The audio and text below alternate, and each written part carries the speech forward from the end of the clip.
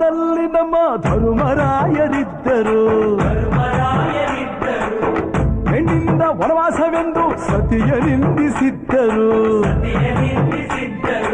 ಅಕ್ಕಳಮ್ಮ ದ್ರೌಪದಿಯು ಅಮ್ಮ ಅಣ್ಣಮ್ಮ ಎಂದು ಮಾನವತಿ ಹೆಣ್ಣಿಗೊಂದು ಸ್ಥಾನ ಕೊಡುಬಾರೆ ಎಂದು ಸೀರೆ ಉಡಿಸಿ